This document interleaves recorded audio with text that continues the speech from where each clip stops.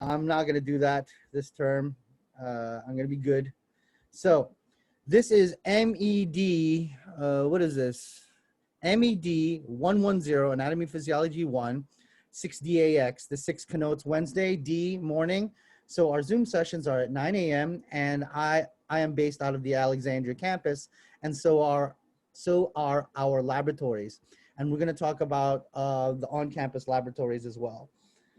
Okay, and since I'm being recorded, if you feel or anyone feels that being on campus is still dangerous to them and to their loved ones at home, especially if you have high-risk family members, please give me a call so we can discuss alternatives.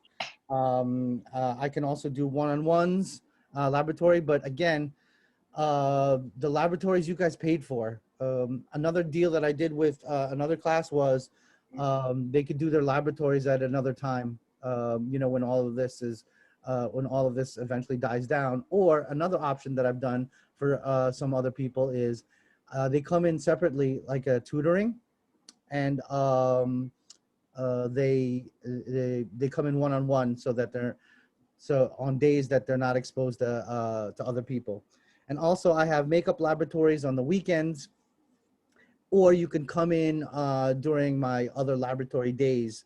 And again, um, uh, we minimize the number of people on campus. So I have to know those days, and so I can inform security, and I could also inform our campus president. All right, with that, a public service announcement away, let's start. So you're in your Moodle, that's online.stratford.edu. You get into the appropriate class, and we are here.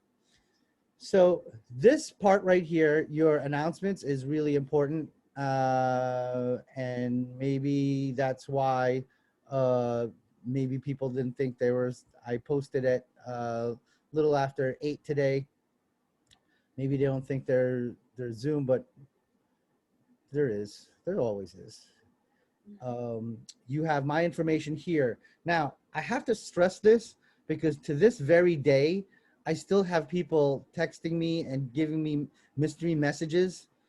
All I hear is, I can't get into my Moodle. That's it, and a number. So please leave your full name, or people like, it's me, Jenny. I don't know who Jenny is, and what class are we referring to. And also, well, that's a topic for another time. But since I'm being recorded, for all of you who write emails like you write text, please don't do that. It's considered rude and it's considered unprofessional. And how many times I get emails that have people have, you know, they write in all caps. If you write in all capitals, it connotes that you're yelling, so it comes off as rude. And and again, you know, just these little things that will help the communication. I answer all correspondence within 24 hours, even on the weekends. And my cell phone is a business phone, so I pick up. So please do not call me at 11 p.m. on a Sunday night because I run a production company. I have promoters and club owners who are night people. They call me at like 1 o'clock in the morning, 2 o'clock in the morning, things like that. And I will pick up. So if I see a number, I'll especially a local one, I will pick up. And if it's a student, please, you know, I respect your privacy, kindly respect mine, and call me within business hours or text me. And again, I'll get back to you within 24 hours. If I don't get back to you in 24 hours, two things have happened. I didn't get it because it's electronic, or I'm dead. Okay, because if I do get it, I will definitely reply to you, even if it's just to say I'm on it, or I'm going to handle it within a certain time frame. All right, again, public service announcement out of the way. So if we look at what we have to do, and that's your course syllabus.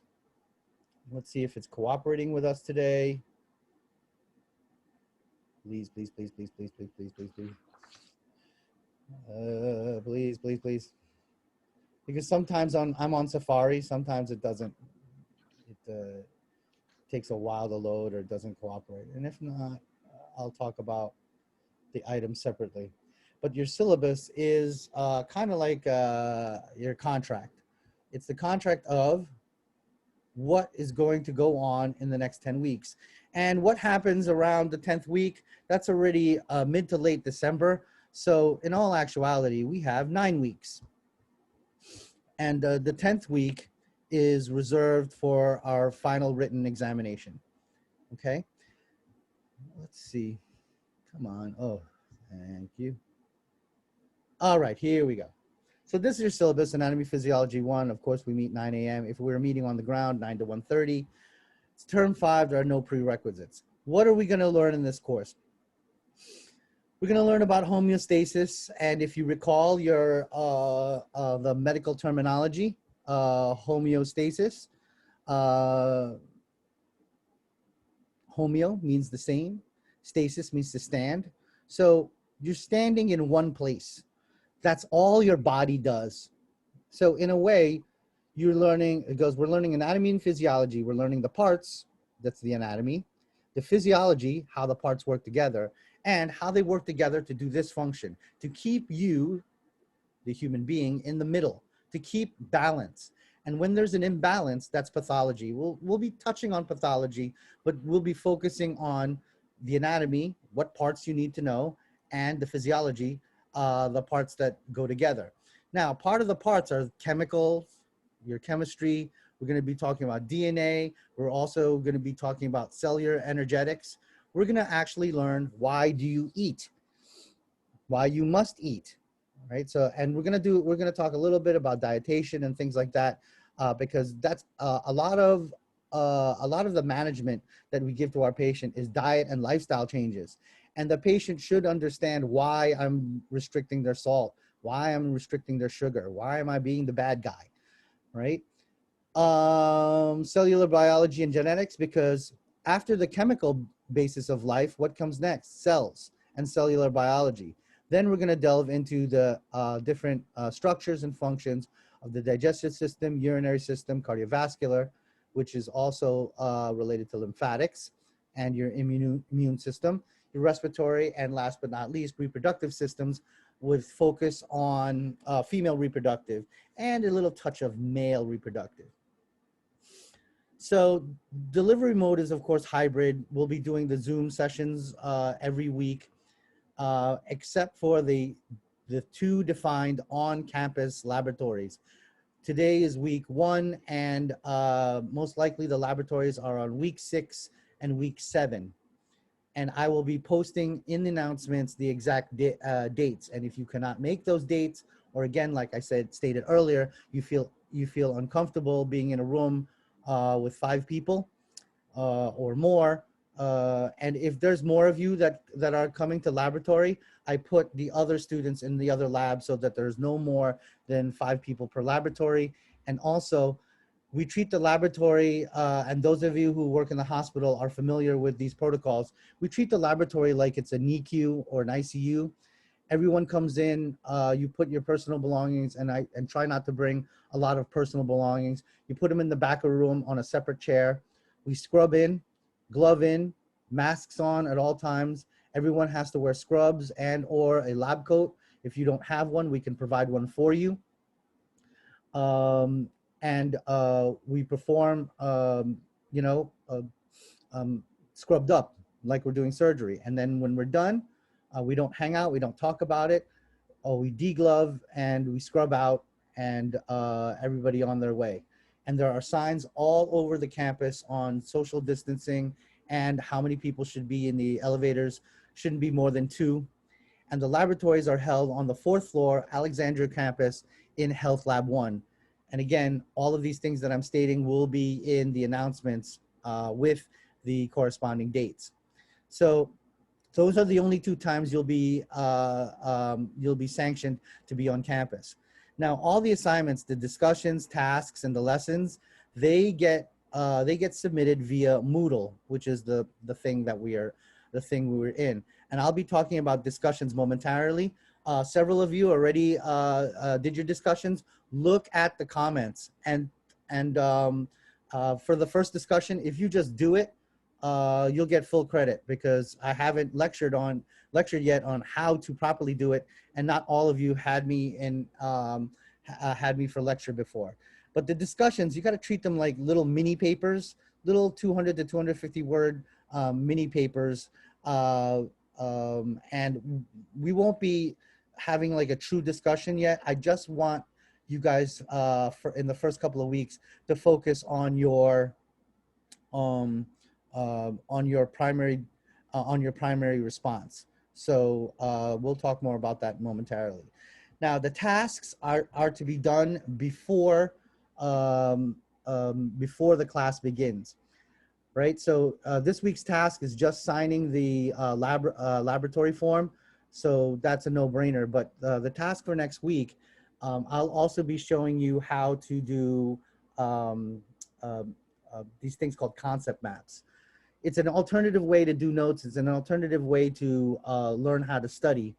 And I'll show you some of the features of how we do that.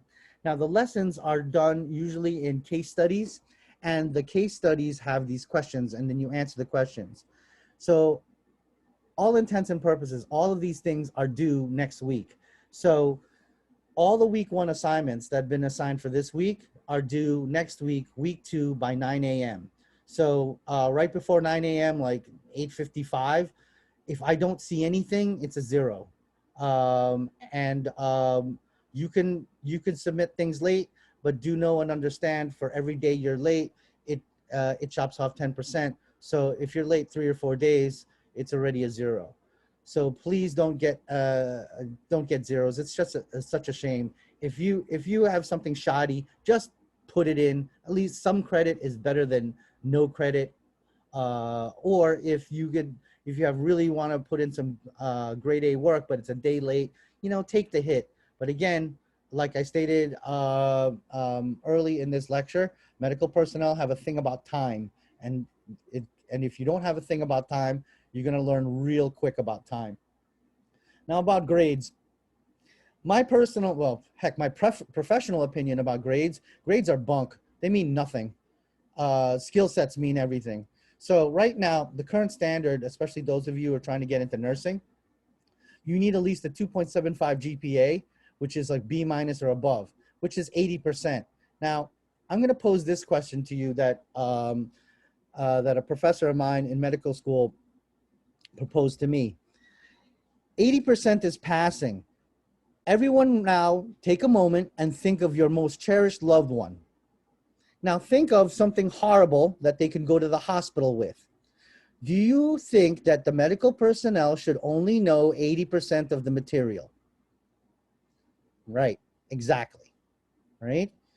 So strive, of course, always strive for the A, but the passing is B-. And especially if you're planning to apply to the School of Nursing, and this also applies to your transfer credits, if you have a B- or lower, they won't accept the credit. Meaning to say is, you get a C+ in my class, you're eventually going to have to repeat it. And it also may affect your acceptance into the School of Nursing. Because remember, they only accept 20 per term. So if they got 19 other people who don't have a C, they're going to pick those 19 people versus you. So always strive, have a schedule, have the discipline.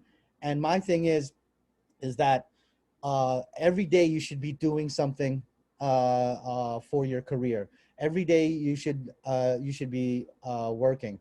The one thing that I've noticed in 20 years of education, the majority of students do stuff the day or two before it's due, and everyone quotes, "I got kids, I got a career, I have this, I have that." Everybody on this call, everybody on this university has extra stuff going on in their lives. We're adults. It's just how it is. But when you, those of you, especially who are coming to nursing, Professor Bromley always asks, he goes, did I ask about your personal life? When you start telling them about all the reasons why you didn't get something done. And how's this? Your loved one, right? Do you think you want to know the personal problems of your physician? You wouldn't care less. You care about that loved one. Are they being serviced? Are they there for your loved one? You don't care about my kids. You don't care about the stuff that I've got to go through, and you shouldn't, right? But I do. So if there's something going on, and there's personal issues, please email me. Right? So we have WellConnect, we have free counseling. We also have Miss Kathia Vargas in student services. Take advantage of that, because we as adults always do what? We try to do things on our own until when? Until everything falls apart. So get help often, get help early. And I'm your liaison for that as your professor. And also, if you're an Alexandria student and your BS Health Science, I am also your advisor. So please use that contact information on the front of the Moodle course shell. Utilize it, especially today. If after this lecture you're like, I have no idea what's going on, please give me a call separately, and we could talk about it.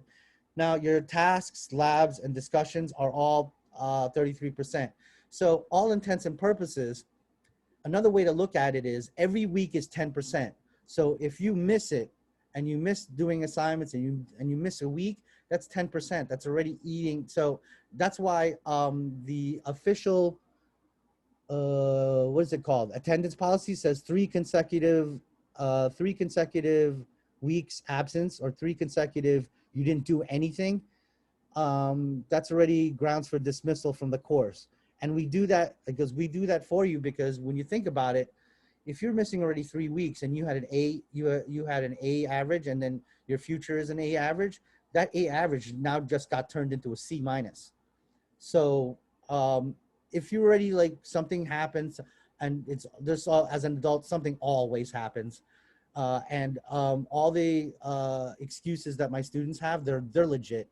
There's some serious stuff that many of you are going through, because your advisor and your professor need to know about it immediately. Don't try to deal with it and then come week 8, oh, Dr. Garais, I was in the hospital. Why didn't you tell me that week 5? Because I need, or if you can't, you're in the hospital, you can't tell me that, right? Someone has to have picked up your phone. So get it to your family members that when someone from the university calls, we're not calling for giggles. Call us back, especially student accounts. When student accounts calls you, they're calling you because they're trying to save your account. They're not calling you to grab money. All right. My other universities that I went to, when student accounts calls me, it's calling me to grab money. But our student accounts, their function is to keep you in school and to find alternative measures of payment. And talking to you is one of those tactics. So because some of these things can't be said on an email, and emails as well. Use your Stratford, your official mymail.stratford.edu, because your other professors do not have access to your personal email. And of course, I also don't know who sexythang1234@gmail is anyway, right? So again, please use your official Stratford email when corresponding with the university. So what are we doing this week? We're doing some microscopy, and we're going to be talking about histology and tissue types. Next week, chemical basis of life. And again, the discussion 2, the task 2, and the lesson 2, when is that due? It's due before this next class. And this stuff is due before this next class. You see how it works? So those of you who already got on the discussions and who did your tasks, kudos to you. You're already a step ahead of the game. So get used to that, to try to do the items for the very next week, early. Now, I also say try to do it now, so that those of you who did tasks, and not tasks, but discussions that weren't quite up to snuff, well, that's okay. Everyone this week, if you did a task, no matter how it is and what kind of comments I put, everyone this first week gets full credit, because I haven't lectured yet on how to properly do a discussion. So, but look at the comments and you'll see they will mirror my lecture. So that's the plan. Of course, do your final survey, and during week 5, right? 5 weeks from now. And again, I will post those dates as well. And we'll have a review in week 4. There'll be a cumulative 50-item multiple choice examination. The examination will be live, meaning to say is that it will be it'll be emailed like 8:55 a.m. Not emailed, but posted on Moodle. And then you'll have until 10:15 to submit it via email, just the answers. And the same will be repeated for week 10, which is your final written. And the week 10 is all the items from week 5 on to week 9. So it's a cumulative exam, and it will also it will also have related questions regarding some of the lessons, which are case studies, and definitely from lecture. Now I see there's a question. We don't have to respond because we're not responding to students yet. We just want, I just want to see your initial post. And next week, we'll start responding to each other. But I will show you how to respond, how to properly respond. Because, well, I'll talk about it. Again, I'm going off the rails again. I'll talk about it when we start talking about discussions momentarily. All right, so I'll clarify that. Learning Resource Center. If you have an issue with plagiarism, if you have an issue with the 7th edition APA citation format, you can visit this, or when you go to, you can go to here, and there's APA resources on how to properly do APA. There's websites and what do you call it, videos. And also, I'll be also posting a video from our librarian, Ms. Zoe Page. You could library services. Now, when you're researching, you could use our LibGuides and our research databases, because you know when you hit Google, there's all sorts of garbage that you get, and you're not quite sure if it's a vetted site. Some of you had, a few of you had some really nice posts, but the stuff that you got it from were from blogs. They're from, you're not quite sure who's telling you stuff. And a very interesting article and associated video came out, and all with Dr. Fauci, when he was talking about how now it is almost impossible to separate politics from scientific fact. And that is so true. And I just attended the Harvard online updates for COVID.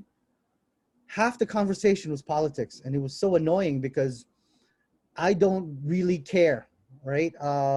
Because what happens in November, I really wouldn't give a damn. I need to know data, and nobody is giving data out, and I will sound like a forever conspiracy theorist because I do not have data, and medical personnel only make decisions via data, via hard facts, okay?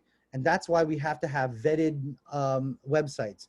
So when you're going on a blog, you're not quite sure if that's someone's personal opinion, or if anyone's even editing. And things like Wikipedia, there's actually a little game that graduate students play. It's a drinking game. You go into a Wikipedia site, and if you can find, yes, it's a nerdy game, but yes, it's drinking. If you find errors, and then you find corrections to the errors, you get to drink.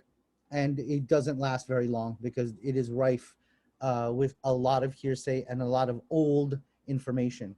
Now, inclement weather policy, if during the laboratory days there's inclement weather, please look up here at our official Stratford website, or heck, call me. You have my phone. I'll be one of the first people to tell you that, hey, I'm not on campus. The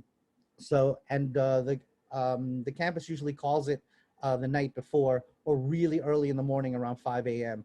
So if on one of our laboratory dates that the school is closed, please look at stratford.edu, or you can give me a text, give me a call, because I'll be up crazy early on weather days. Here's your catalog, procedures, late assignment policy.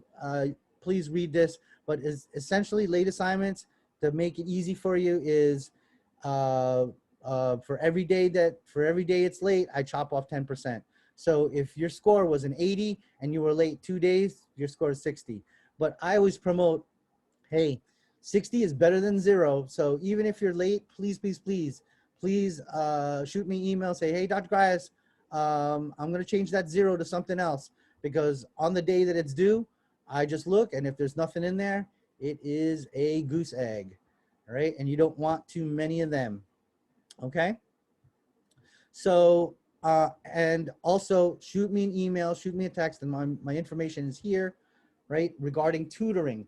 And I am the hub for axtutoring.com. So if you email to that axtutoring.com or .edu, the email comes to me, and I'm the person who finds you a tutor.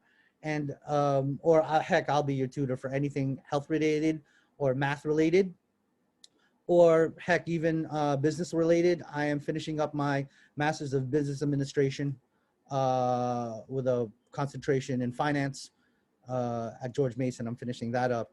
Also mathematics as well, because I have a master's degree in physical chemistry. Oh, chemistry as well. All right. So heck, I'm a jack of all trades, master of none, but you don't have to be the master of any one thing. And you could see how not only myself, look at the curriculum vitae of all your nurses, of all your professors. I'm not the only one with multiple master's degrees and multiple doctorates. That's all of us. So call upon your professors. There's a lot of knowledge there. You paid for it. Call upon us. And I'm no longer allowed to do on-campus tutoring. I got my hand slapped for that last term. Because we're not sanctioned to be on campus. And again, as long as these COVID quarantine protocols are up, we can't meet on campus unless it is already designated and approved by the campus president. And the only thing that we're approved for is the 2 laboratories that that I'm gonna put in here in the announcements. All righty. Let's check. Anyone have any questions thus far? I know I'm going fast because I try not to extend your lectures for more than an hour and 15 minutes, because number one, who wants to hear me yap? We want to do stuff, right? And number two, when the creation of the video, I find that videos greater than 1 hour are really hard to compile in YouTube. And that's what will be on these announcements here. I'm gonna have add another topic, and it will have like any extra notes or any extra pictures that we talked about in this class, because there are some diagrams I like in your textbook, which is right here in your course shell. This is called your course shell. Your textbook's right here. We're gonna be looking at that momentarily. Here's more 7th edition APA format citation stuff, information on how to avoid plagiarism and paraphrasing. 1 or 2 of you got some paraphrase issues to work out, right? All right, Ms. Fox, we're getting to it. I have to go through all this rigmarole. Then we're gonna go over what's due this week and how to do it. And that's this part. So the task, some of you already done. You click start. And it is this lab safety contract. So you click on this, right? And you could sign it, take a picture of it, and then here, then submit it, okay? 4 or 5 of you already did it. For the rest of you, kindly do that later on today. So that's the tasks.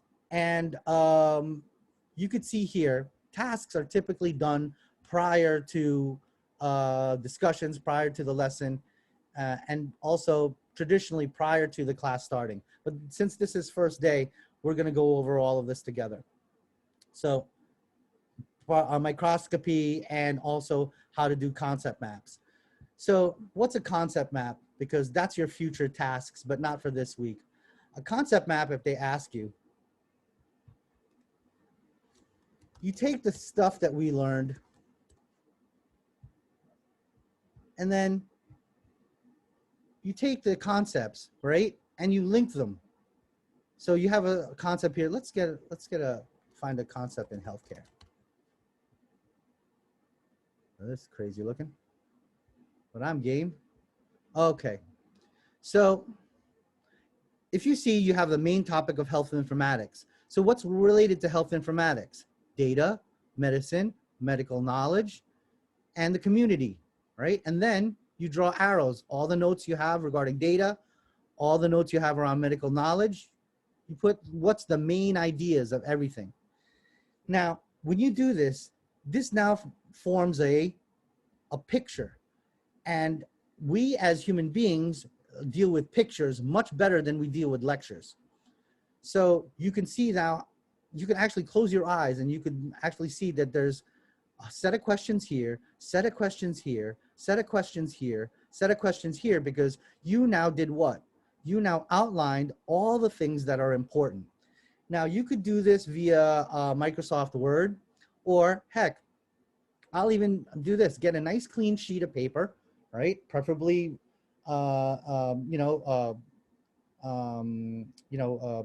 white plain paper, right? You draw a circle and draw it neatly, you know, get a cup or something, or a shot glass. I don't know why I'm having drinking references this early in the morning. And then you put the main idea, and then the spokes of that will be all the parts of that main idea, and then the parts of the parts. And isn't that what we're studying, the parts? And isn't that what your professor tests on, the most important parts? And you could see how your professor even makes questions. So if I had a medicine question, I'd have questions about what? Science or the art? If I had a medical knowledge question, there'd be 3 types of questions that could come out: medical knowledge, development of clinical support systems, or predictive tools. You could see, you could actually map out what's important. And if you can map out what's important, then you know, then you're only studying what's important, and you're not studying the outliers, all the stuff that's all on the very edge. Because that's a problem, isn't it? How many of you have read a chapter front to back 2 or 3 times, and then you take the exam and you still get a poor grade? And then you question, where did the professor get that question from? Well, they got it from, they asked themselves, what's important? And then what are the categories of what's important? And I'll show you examples of that. So that's what you have to hand in regarding concept maps. And if you're still unsure what a concept map is, give me a call, and I could do a Zoom session, and we could do the first concept map. Or heck, we could do one today after we do a little bit of a touch of the lecture. Now, I mentioned here, I mentioned that you could also do it on Microsoft Word. So if you have Microsoft Word, I opened up mine, and then you click up here on Draw or Insert, and insert shapes. So I could take a circle, put the shape, little page, and then click in the middle of the circle and write the word main idea. And then I could insert another shape. Here's an arrow. I can have an arrow here, right? And then I could insert another arrow. It's a little bit more cumbersome, but you could see what I'm doing. And then I could insert another shape, square, or another circle, another arrow, and I could put my other ideas here. And you could see what it does. It draws a map of what's important. You have the main idea, so this topic is important, this topic is important, and then the subcategories of this topic, and that's fodder for exams, right? And I'll show you exactly how that works out. So when these things are due, probably the first time you have to submit one's probably week 3, because week 2 is when task 2 is your first concept map. We could, and I'll try to do this together a little bit with you guys to give you an idea. So that's concept map. Now, where am I? Okay. And that's a concept map. So this week, only the lab safety contract, and we'll go over this momentarily, which is microscopy. Next, now discussions. And I see a lot of you guys have did discussions, and I answered you back. So please look at the look at your what do you call that? the comments. Now, discuss how to use an electron microscope allows for better visualization of pathogens. It's such a simple statement, isn't it? But a whole papers, a textbook could be written on this, because your job as a college student is to take this and expand it. And how do you do it? Let's go back to Microsoft Word. So I could take the exact, take this. Okay,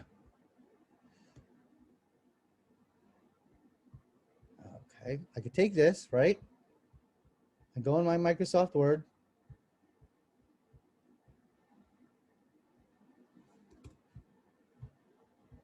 I paste it in there.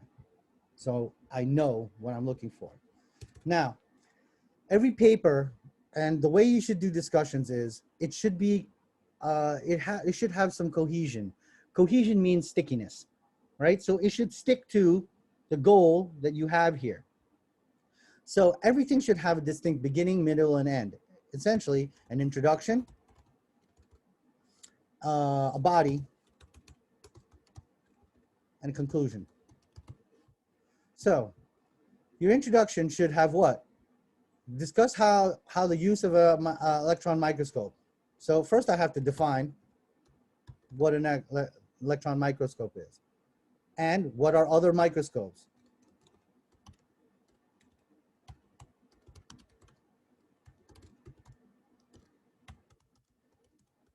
What are pathogens? Okay. Now, because now that I define things, right, or what pathogens are good, right, does it actually, because this statement, you have to question it. Do electron microscopes actually benefit visualization? Is it a clinical relevance? Now the body would be the evidence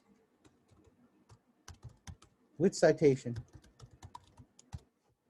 Because let's say you had to get this from somewhere, and try to pick places, try to pick .org, .edu, .gov, because those are vetted sites. And vetted means that you have not only IT people looking at it, but you have educational people always looking at it.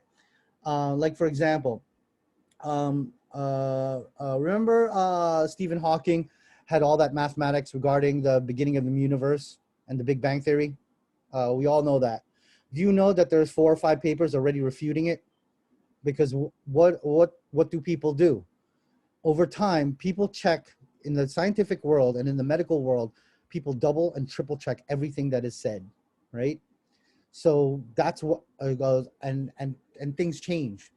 And I made a comment to somebody using, they had a good post, but they were using a citation from like 2015, 2014, something like that. Think about it. We're talking about technology here, and we're talking about science. Science is constantly being updated because there's something always new. The medications that you got 2 or 3 years ago are pretty obsolete right now. But you got to look at it this way. Look at it in the form of, what were the capabilities of your cell phone in 2015 versus your cell phone in 2020? There is a vast difference from 5 years ago regarding technology and regarding medicine. There's a vast difference in the way we handle diabetic patients in the last 5 years. That's why medical professionals always have to go through their continuing medical education, because something new always happened. My last COVID, well, the next to last, it was what, beginning of March? All that stuff that I learned in the beginning of March is obsolete. That's why 2 weeks ago, I had to go on that, I had to pay good money to be on that Harvard panel so I can learn all the new stuff about COVID. And again, half of it was politics, and I still didn't get my answers. Here's a classic answer that why we should be focusing on evidence. I challenge any one of you to find me any evidence on the efficacy of either testing modality for COVID. You won't find it. So if we don't know how well our diagnostic for COVID works, then how do you know somebody has COVID? That's funny, right? How's this? How many patients who went into the hospital coming for other diagnoses other than respiratory or other than flu-like symptoms were labeled COVID patient without diagnostics? That's something I'd like to know, because I have a friend of mine who died of kidney failure, and they're labeling him a COVID patient. Why would they do that? Funny, isn't it? Like I said, I'm going to sound like a conspiracy theorist, because why? I'm always looking for evidence, and I'm always looking at the source of who's telling me stuff, right? I used to think that CDC and CDC.gov, National Institute of Health, and they're a .gov, they're a vetted site. I don't know now. I really don't know. So I have to find my evidence elsewhere. And last but not least, what do you do with the conclusion? You wrap it up. So let's say, for example, your evidence found that, oh, electron microscopes, there should be one in every home. And then that's what you put. And based on your evidence that you got from a .gov, .edu, preferably a medical school or a nursing school, or a .org of a healthcare facility, right? Because these are vetted.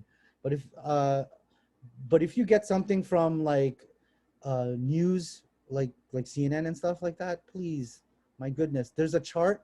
Did anyone ever see that chart? There's a chart showing the political alliances of all the newspapers and all the news sources. If they have political alliances, then how can they report with any real evidence without any slant? You can't, right? It's like saying like, oh, like it's like saying the truth but nothing but the truth. But the problem is there are other truths. So that's why I'm always looking for evidence from a vetted .gov, .edu, and .org. And then also, ultimately, I'm asking myself, does it make any sense? Because if it makes absolutely no sense, then there's something wrong, and you should question it, and you should question it academically. So what should I see in a discussion? Do you have an introduction where you define something and define the things that you're looking for, and define a question?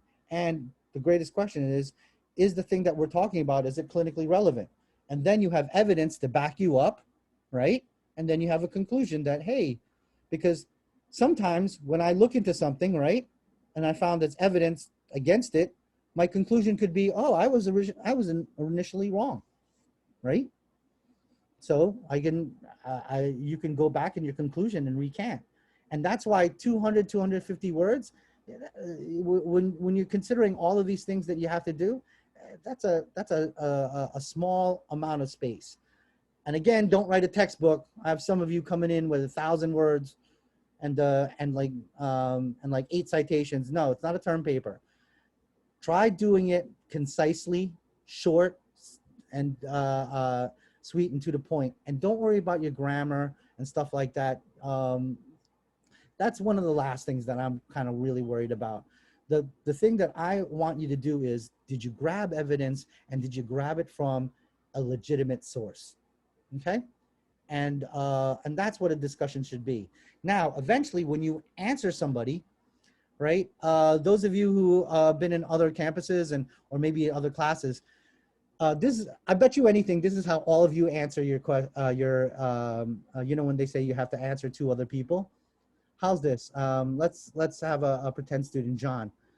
Hey, John, great post. I totally agree with you. And then you start paraphrasing whatever John said.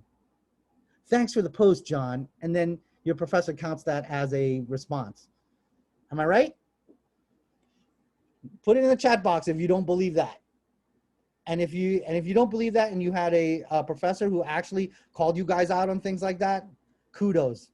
They were doing their job. But what should we do? Let's say you agree with me. Did you find evidence that will back up what like, hey, John, this is a great post.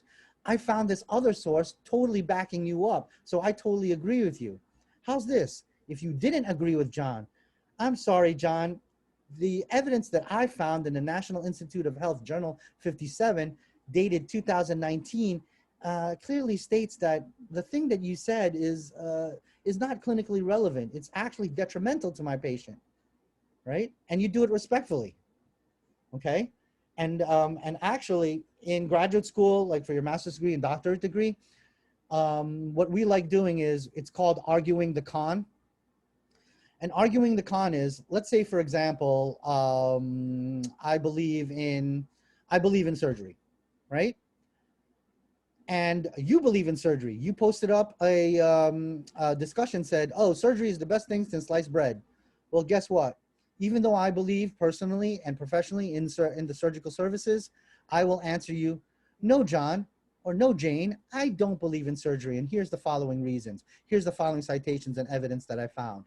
That is arguing the con. That is finding the alternative. And that's actually how you really learn. You look at both sides.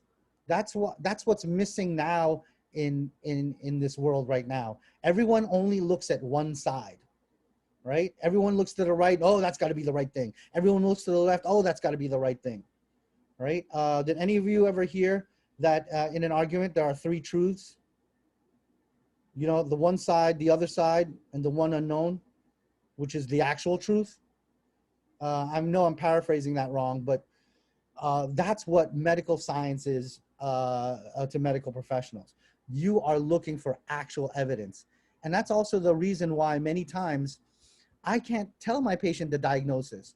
Because if we're looking at the word diagnosis, dia means complete or thorough. No means knowledge. Cis means state or condition of. Am I in the state or condition of complete or thorough knowledge? If I am not, I cannot answer my patient. But the patient sees it as, oh, you're being a jerk to me, or you think I'm stupid, I won't understand. No, I know you'll understand. My job is to make you understand. But do I have enough evidence to tell you that you have what you have? And that was one of my biggest pet peeves when I was practicing, that I know what your patient has, but if I do not have evidence legally, I cannot discuss it with my patient because I have to get a consensus of all the other professionals who looked at you during the course of the day. Now, so that's discussion. So if some of you, again, those of you who already posted, all the people here, good on you. You'll receive full credit. But look at the comments that I made and adjust for your next discussion, for next week's, for the next discussion. And who's this? Who made me a message? Oh, right, Miss Evans, I'll answer you momentarily or after lecture. So when you look at this, make sure you see this. This tells me that people submitted something, and this tells me that someone's sending me a message. This is also a neat way to communicate with me as well. You could use their little instant messenger system that they have here in Moodle. So now we know how to do the task. Now we know how to do a discussion. Let's look at the lesson. Now, of course, we're going to do microscopy. And we're going to look a little bit at this video. And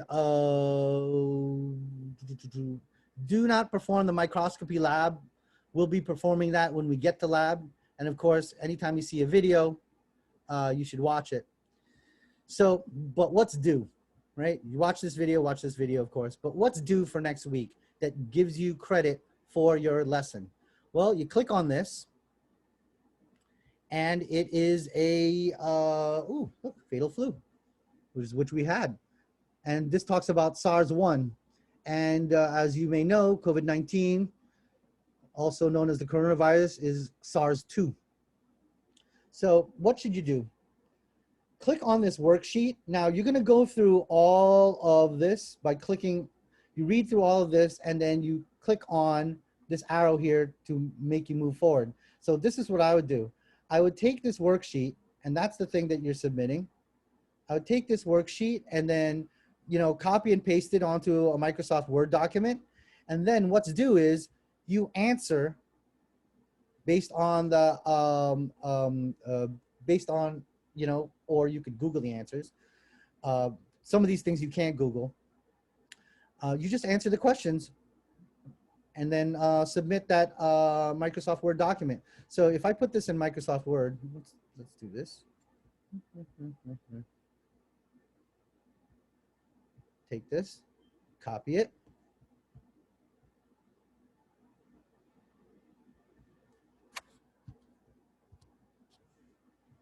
And then I get my Microsoft Word.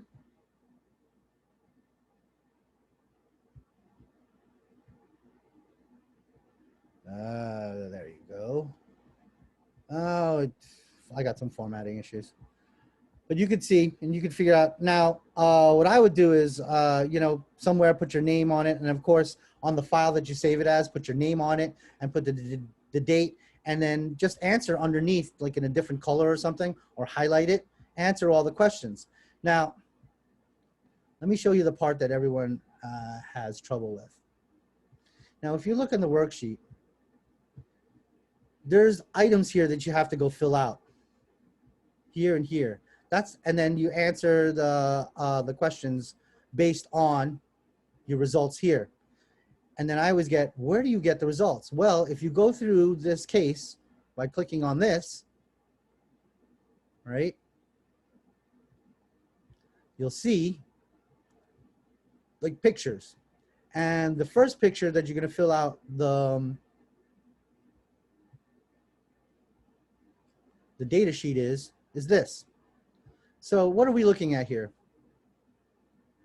This is the positive control.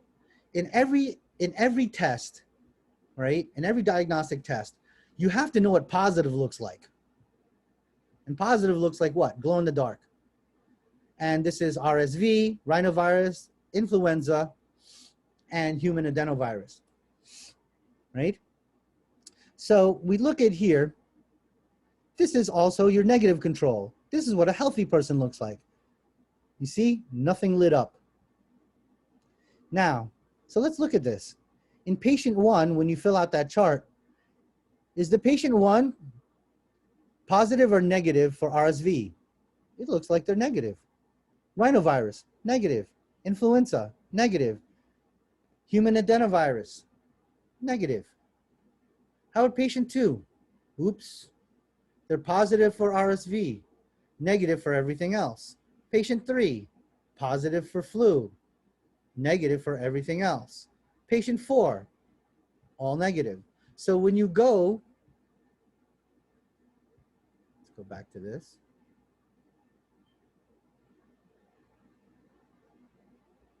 When you go to your worksheet, you can fill it in, right?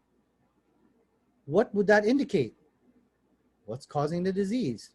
And you kind of guess. Not guess, but you have data based on an educated guess. Okay? And here, what's the advantage of using electron microscope over direct direct immunofluorescence or DFA? And that's what this is. Let me go back.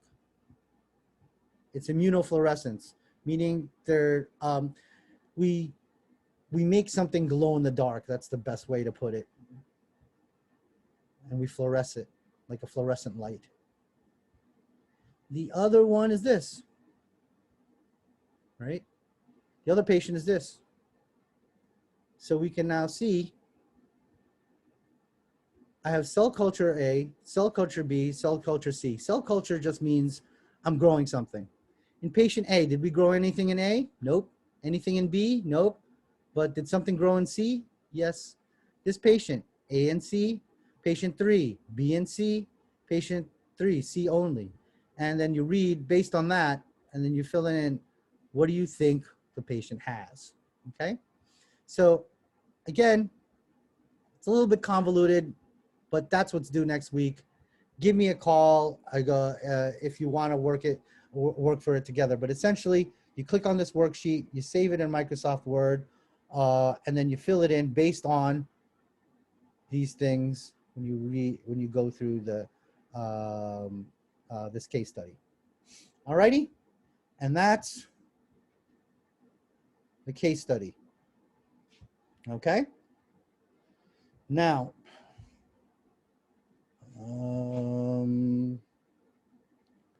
let's see, what's next?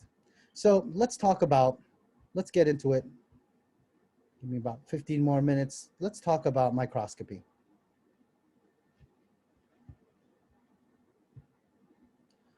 Now, why are we studying microscopy? Why is it so important?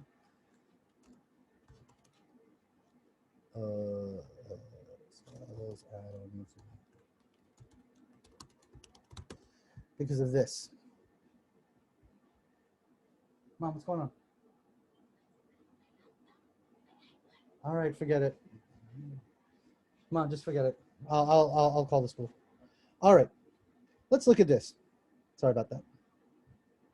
This is the reason why, instead of just jumping right into the organ systems, we're going to be looking at these things. And for us today, it's the cell. And then in the next couple of weeks, we're going to be talking about organelles, molecules, atoms, and subatomic particles. And it makes sense because this is a pathway.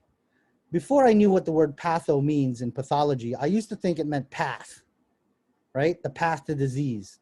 But pathology actually means logi, study of disease and the disease process. So if you got a problem with these things, these small, tiny things that make up the bigger things, what's going to happen eventually? You're going to have problems here on the tissue level, which is histology, the study of tissues, the cellular level, which is cytology, and cytology and tissue and histology are part and parcel of the department of pathology. And that's when the patient manifests in organ symptoms and then multisystemic organ failure. Because we talk about the organ systems in different chapters, but in real life, they're all related. So if I got a problem with my stomach, I'm going to have a problem with all these other things. I'm going to have a problem with my liver, my gallbladder, my intestines. If I have a problem with my blood, I'm going to have a problem with everything. That's why sepsis is so scary. Sepsis is a blood infection, or you have bacteria or virus or something in your blood, right? Well, mostly bacteria. Then it's going to affect not one system, even though it's part of the cardiovascular system, it's going to affect all systems. So looking at the cell and its shape, also known as its morphology, is important, and it's an important diagnostic tool. And in laboratory, we're going to be talking about how to use a light microscope, and we're also going to be talking about the shape of the cell, or the morphology of the cell, and the shape of things dictates their function. And isn't that what we're talking about in this class? Form, which is the anatomy, and function, which is the physiology. So knowing that, I'm not going to go over the parts of the microscope. You click on that and you review the parts of the microscope. Also, we'll be going over the parts of the microscope in laboratory. And yes, it is fodder for your exam because you need to know the parts of the microscope. What else is important is this video. So let's go through little bits and pieces of this video so I could show you the important salient features of when you're looking at a video. Hello, welcome to Anatomy and Physiology at Glenov's. When you're looking at a video, how to look at the video. Now, I have to admit, educational videos are boring. You know, it's not a movie where it's going to garner interest. So you have to look at the video like you look at my lecture. Who's really looking forward to lecture? I'm not, you're not. You're looking forward to the information. So there's something called active listening. You have to constantly ask yourself, is the thing that the person is speaking about important? And you should have your hand on your pen or on your keyboard ready to type out what's important. So essay format, just a short, Ms. Fox, just short, quick answers regarding the you know, the answers to the questions, right? The discussion's a little bit more prolonged, but for case studies, short, quick, to the point. Alrighty, you're welcome. So let's, I'm gonna pretend to be you, the student, right? And I'm gonna look at this video, and then I'm gonna write down some things on a piece of paper here, and then share them, share with you what I wrote down. Okay, so we're gonna look at, and that's actually how you watch videos. You watch them in little segments. Don't watch them as a whole. You're not gonna, especially this thing is what, 43 minutes long? That's insane, just watching it all 43 minutes long. But if you write very fast or type very fast, yeah, you could do that as well. So let's start this, and then I'm gonna shut up for a while, and then I'm gonna pretend to be a student and write down some things, and then share with you what I wrote down. College, I'm Dr. Ren Hartung. For this video, we're going to look at histology for at least the majority of the tissues of the human body. What I want you to key in on when you're looking at histology, in terms of making it as simple as possible, what you're looking for when you're presented with a histological image like this one is that you want to look for the major features that you can make out and use that information to determine what type of tissue it is. So when you're doing histology, start learning those major features of the tissue. Where this is important is if you see this tissue prepared a different way with different staining techniques, etc., then you should still be able to recognize the particular tissue that it is. And if you get a slice that's from a different part of the body that might look a little bit different, as long as you're looking for those major features, you should still be able to figure out what the tissue is. This slide is adipose tissue. And I can tell it's adipose tissue because the major feature of adipose tissue are these large, kind of roundish white areas. These are the actual adipocytes or fat cells that we see in adipose tissue. There's some other structures here. This looks like a big blood vessel to me, but don't let that throw you off. And there's these darker staining connective tissues. But the majority of what we see here are these big white open cells, the adipocytes. So this is adipose tissue. Let's move on to the next. Okay. All right, so what did I write down? And that's how you do it for each one. So this is what I wrote down. First of all, he said the word histology, and he mentioned tissues. And that's what histology is, study of tissues. And I mentioned earlier, cytology is the study of cells. Right? Those of you who had medical terminology with me, you should know that. Right? Logi, study of, site, cells, histo. So histopathology is what? There's something wrong with the level of tissues. Another thing he said, the key. Notice that he said the word key, right? That's an important thing. So he said major features. And that leads to tissue identification. Isn't this an anatomy class? Could I show a picture of or a screenshot of a fat cell and ask you, hey, what is this? Is it a fat cell, bone cell? Yeah, I could do that. Which, by the way, I'm going to have pictures available in the notes later today so that you have something to work with, because some of those pictures in that video were kind of a little fuzzy. So he also said, if you watched it, kind of be careful of stains and colors. So don't memorize colors or stains, because it could be a different stain. For example, adipose tissue could be, is also stained with a brown stain called carbofuscin, and that's not good. So if that was brown and you were memorizing pink, it's gonna mess you up. And in graduate school, your microbiology class and your pathophysiology class, all they do is look at cells, and they put a cell on a big screen, and you have 20 seconds to identify the cell and identify its function, or identify the pathology and identify the main pathophysiological problem. 20 seconds. And it's usually anywhere from 150 to 200 items. Welcome to grad school if you want to go there. And again, I'm not sure if I mentioned this. If any of you want to go to medical school, please make an appointment with me so I can talk you out of it. There are a million other things you could do other than an MD. All right, back to, again, I'm yapping too much. Back to key major features. So he said that it was adipose tissue. Okay, and the major feature was those big, large white circles. Those big, large white circles were actually adipocytes. They were actually fat cells. Okay. And did you see how he brushed off? Hey, that's a that's a blood vessel, and that's darker staining connective tissue. You see how he kind of like trailed off? So it's not too important, is it? So did I write it down? Nope. Now, then I could ask myself, what's the purpose of fat cells? The purpose of a fat cell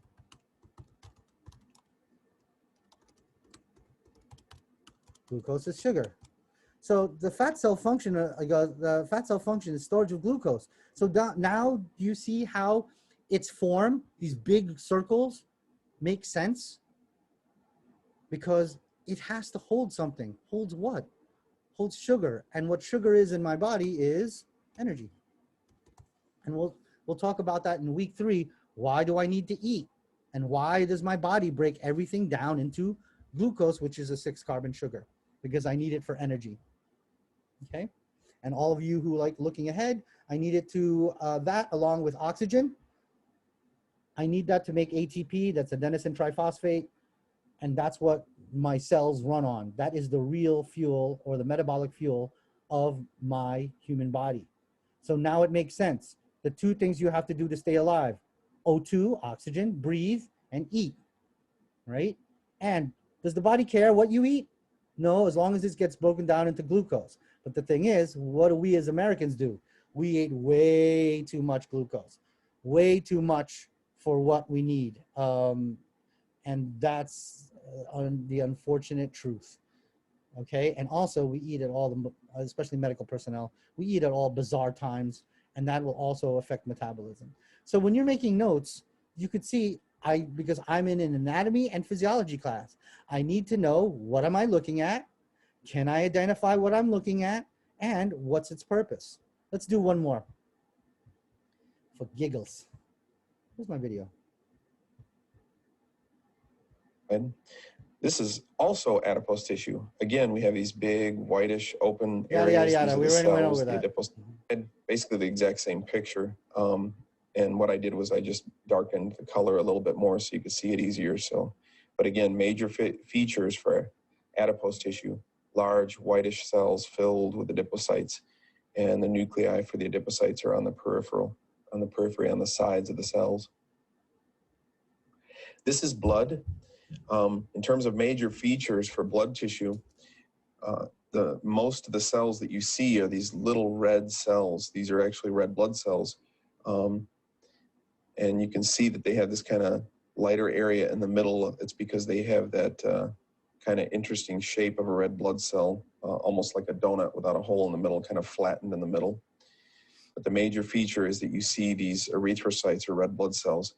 The other features that you can see in blood tissue, when you look at it, you get these large cells that are kind of bluish or purple, and those are white blood cells. When they stain kind of bluish or purplish. And if you can see this little tiny dot here at the tip of my pointer, you might not be able to see it. There are these little tiny either reddish or purple staining structures. They're called platelets. They're important for stopping bleeding, for hemostasis or blood clotting. There's another one at the tip of my pointer there. If you can't see them. Okay. So right now, let's look at my notes that I'm building, and something that you could do, of course, at home. You see what I'm doing? I'm doing step by step. And you could do that with my lecture if I'm going too fast. Play it back when you get home or later after this. It's best to do it right after this, right? So the other thing that he also mentioned regarding adipocytes, another feature was the nuclei, which was that, that dot was in periphery. It's on the side. Do you notice that I also put like my own version of words? Because who has to study? Me, not this guy, whoever this guy is. Now, he also talked about blood. So now I know what will blood look like. So blood, when you look at it, it's mostly made up of RBCs, or red blood cells. Red blood cells are also called erythrocytes. Okay? And the thing about these red blood cells is it's lighter in the middle, right? And it looks like a donut. Okay? Now, red blood cell, its main feature is to carry things.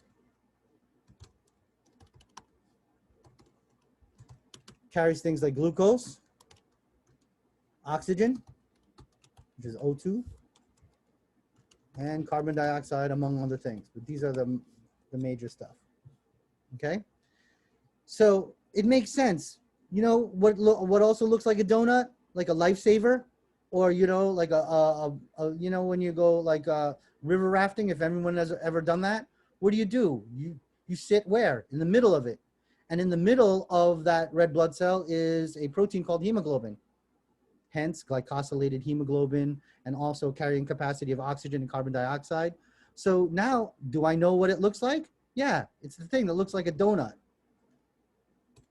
The other thing about blood, he mentioned, the larger ones, and they're purple, right? Those are white blood cells, also known as leukocytes. And their function is for immune. Okay, and they're big. And are there too many of them? Not a lot of them. Right? When we looked at it, I didn't see a lot. That's what I wrote down here. And in real life, unless you have an infection, you shouldn't have a massive amount of leukocytes floating around. When do you see a bunch of leukocytes? When my patient has an infection. And lastly, the thing that I couldn't see, but they look like dots, what he said, dots. To me, they look like little specks of dirt. Those, they're very tiny, and they're called platelets, also known as thrombocytes. And he mentioned the function is hemostasis. And remember the definition of stasis, to stand in one place. Hemo means blood. So this blood is in a closed system. A typical 70-kilogram male has around 5 liters of blood. So at the end of the day, I start off with 5 liters, I end off with 5 liters. But if I shoot said male and a liter of blood ends up on the floor, then I think we got a problem. Because especially if that wound doesn't clot up and doesn't provide me hemostasis. Okay? So could I have an exam where I have a better picture, right, of that blood, and then I could point at the thing that looks like a donut, and you have to tell me it's a red blood cell. Then I could ask, what does the red blood cell do? Oh, it carries glucose, oxygen, carbon dioxide, amongst other things. Because if I had an arrow on that big purple thing, right, you'll tell me that's white blood cell, also known as leukocyte, or both A and B question. And its function is what? Immunity. So if my patient has a lot of leukocytes, guess what they have? They have some sort of infection. And the thing that wasn't too visible, and if it's not too visible, am I going to ask a question on it regarding identification? Common sense says no, right? But can I ask a physiology question? What is the function of a thrombocyte? Or what is another word for thrombocyte? It's platelet. What's its function? Hemostasis. And you could see how when I wrote my notes, do you think you can now have one big circle that says, you know, histology video, and then you have adipose tissue with another circle saying salient feature, with another circle saying function, and then another arrow from the main big circle that can talk about blood. And these are the 3 main circles. And you could see how easily I could take these extra circles. And did I talk about any of the other things that he talked about? Nope. Right? So that's how you look at this video. And that's how you look at all the videos. You take it step by step and break it down. I'm one of these people, I don't read very fast, even though I talk very fast. It takes me forever to read a book because I want to know at every step what I'm writing down and what's important. Okay? So with that being said, right, here's the to cap everything off. Let me stop the video because it's gonna have a hard time compiling. It took 3.5 hours